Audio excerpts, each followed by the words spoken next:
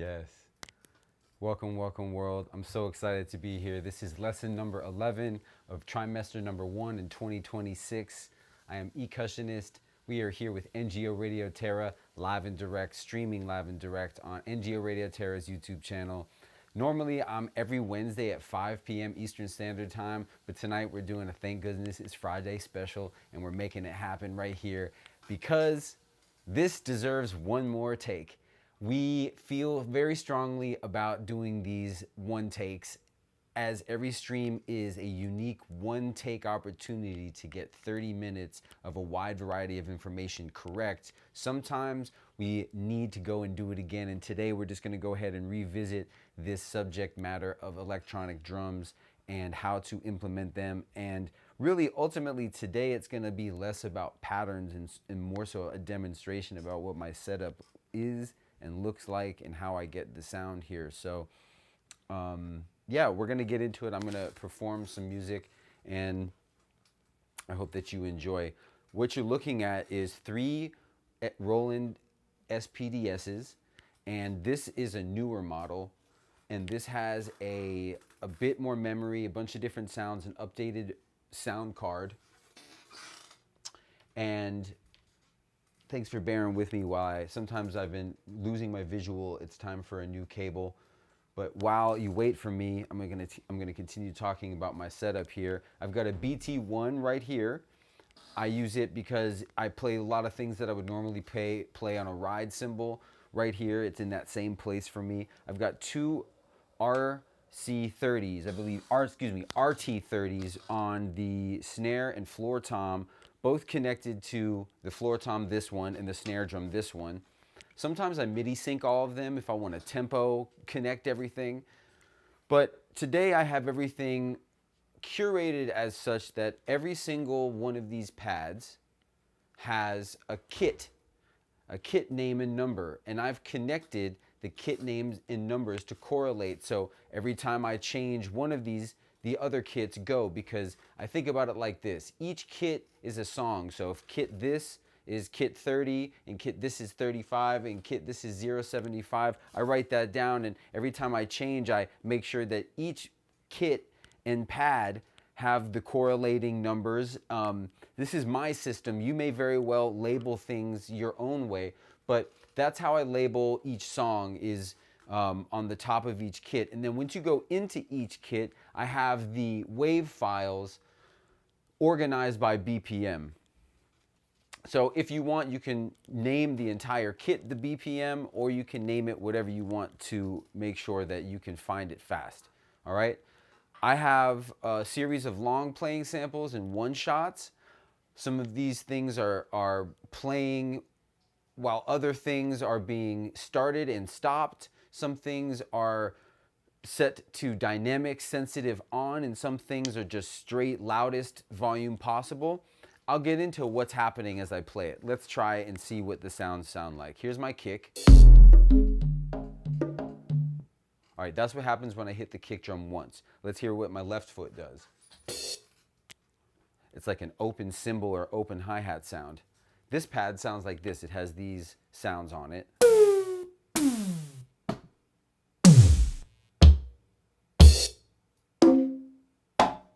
Right? And I can trigger this pad with my foot. On here, I've got a series of Latin percussion sounds, Afro-Cuban percussion sounds, Afro-Puerto Rican percussion sounds, Colombian percussion sounds, etc. On here, I've got a bass sound. Okay. And here I've got a series of dusty drums with the trigger going to this. So if we put it all together, we can get kind of wild.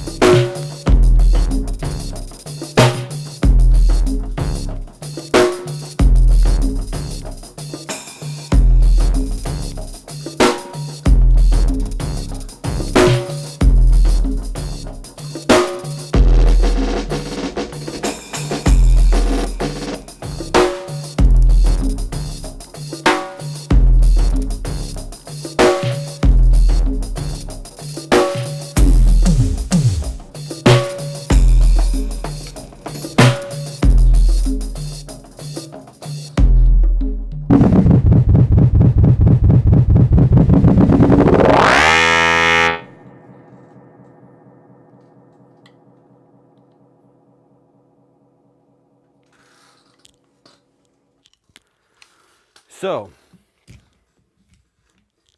let's break it down, shall we?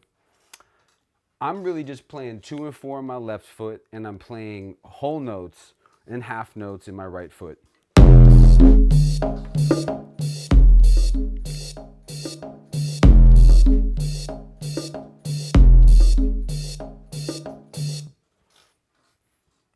Right here, I'm playing the bass line.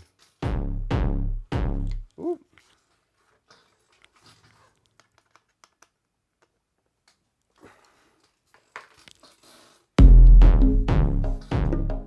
And I've got this pad's hi-hat set to S loop. And by playing 16th notes, I can get the 64th notes going. So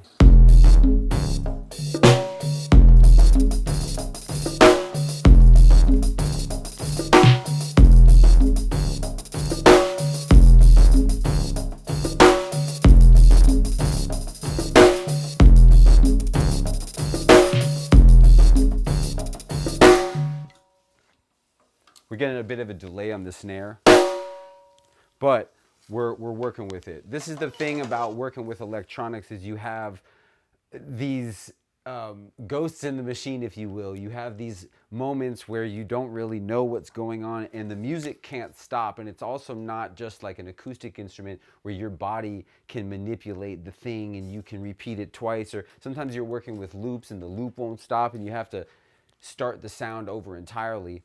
But we work with what we have, and we use our musicianship, and we use our ears, and we use our savvy to finesse those moments.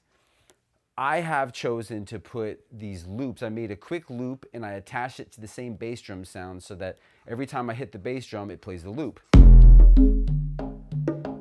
That way I can generate new integrated rhythms that also keep me in time if I'm sort of DJing all these different patterns together. And essentially, that's how I think of it.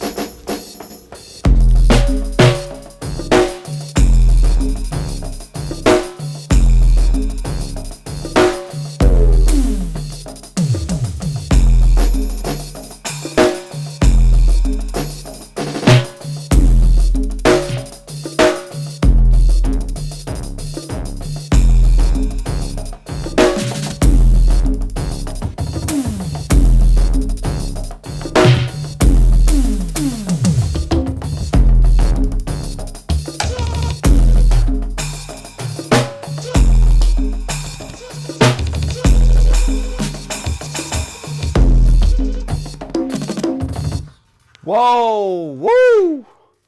Oh my gosh. Wow. Okay. We're having a lot of fun. Let's move on to the next groove and jam, the next dram, the next droove. Okay, cool. So I've got notes here, right? I'm making notes. So I'm going to, on this pad, I'm going to put 032 as the kit name. This pad is 036. This is how I keep myself organized, y'all. And then the right pad is 074. Okay, cool.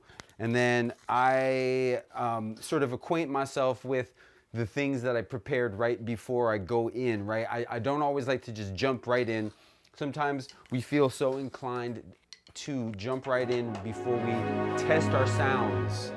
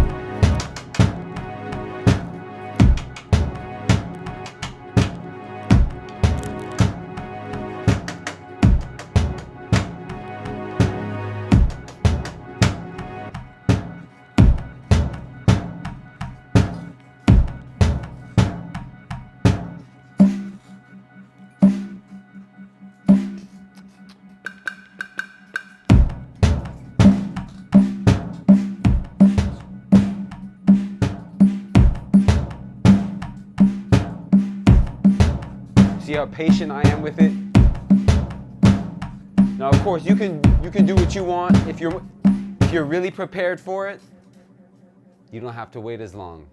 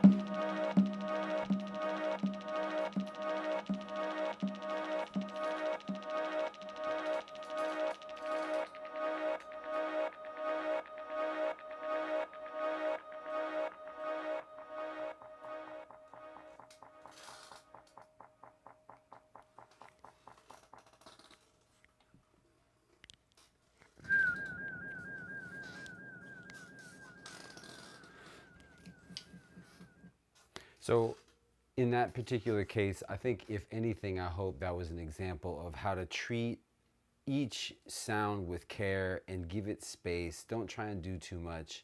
Hopefully when I listen back, I'm gonna like what I did, but ultimately I congratulate myself ahead of time for being brave enough to go ahead and do something crazy like this and put 3 SPDSs together and really sort of create live beats in this very drumistic way, which is certainly right up my alley because look, I'm a drummer, this is what we do. But we get into our beat maker, button pusher, DJ mentality sometimes as, you know, multi-instrumentalist, producer, DJ hybrid people, and sometimes it's just difficult to know exactly what should your approach be. And from song to song it changes. It could be a maximalist approach, it could be a minimalist approach.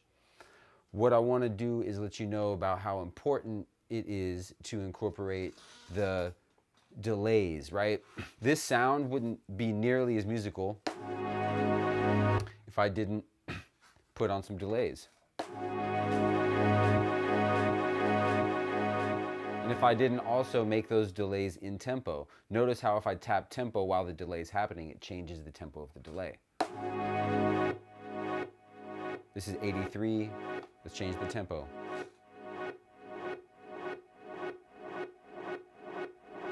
Right, you see? So you can start tapping your own tempos and start to meet yourself where you are. If you don't really know what tempo the song is, you can certainly just do things like that. I just really love the onboard effects of the Roland SPDS-X. A little bit about these have more memory than the old ones. The old SPDS-X that has the black finish. The red ones have a little bit more memory. These new ones, they don't come in any other finish but the black, but they look beautiful. The screen is massive. It is color now. There's a lot more buttons. There's a lot more memory inside, and the sound card is improved. Let's move on. Talk about some other things like when to mute group. So I'm going to go to number 32, number 26, and number 75. All right, so mute groups are really important, and that means that you can hit one pad and it'll stop the previously playing sample. So right now I'm going to hit my left foot and it's going to play a groove. And when I hit this pad right here, number 8, on this pad on my left, it's going to stop this groove and play another groove. So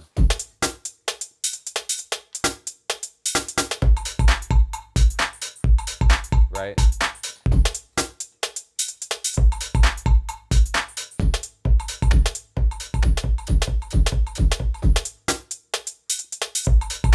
So on and so forth. If they weren't muted, then they would just be playing over each other. And that would be okay because they are the same exact tempo. Let's hear how that would sound.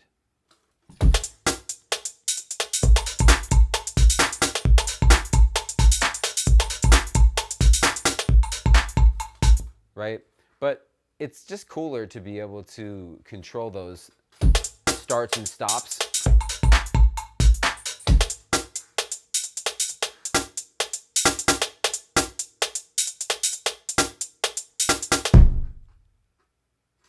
All right, so let's take a look at what I have on each pad.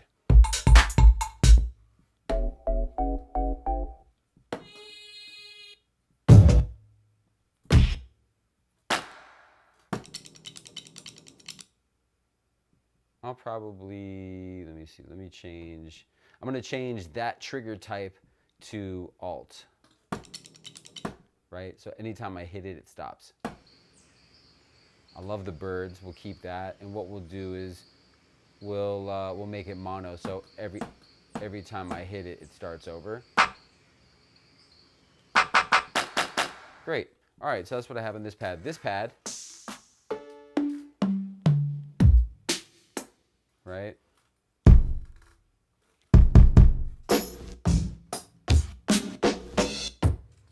And sometimes I repeat sounds. I want this one back again, so. All right, let's hear how we do, all right? Mute groups.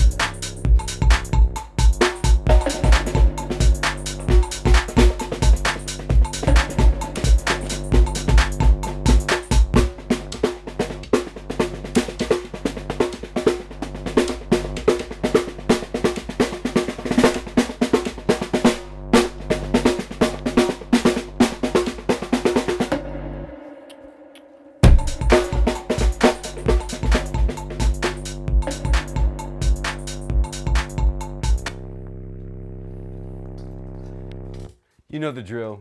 We have a lot of fun, we improvise, and we try and get some cool sounds going. Try and make some sounds interplay and get some sounds to stop when other sounds start. And that is called mute groups. If we have a thing that happens and it continues to happen while we repeat it over and over again as we trigger it, that's called poly. If it stops and starts every time you trigger it, that's called mono. We want to set our samples to meet some of those parameters so that we can be musical and that we can have our vision come to life. And your vision can only come to life while you're executing so many parts at once if you have things that start and stop when you want them to. So try and be experimental and be open-minded as to how that can be possible.